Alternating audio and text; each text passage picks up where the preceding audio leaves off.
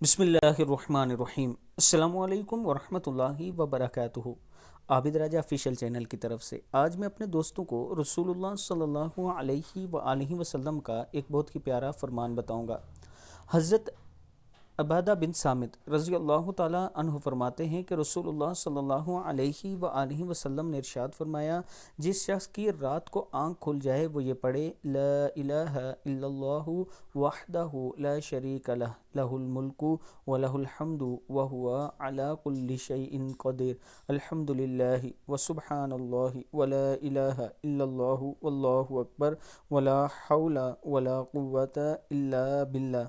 फिर कहे अल्लाहुम्मा ग़फ़िरली, या कोई दुआ करे तो इसकी दुआ कबूल की जाएगी। अगर इसने वज़ू किया और नमाज़ पढ़ी तो इसकी नमाज कबूल की जाएगी, यानी तहज्जुद पढ़ा दो।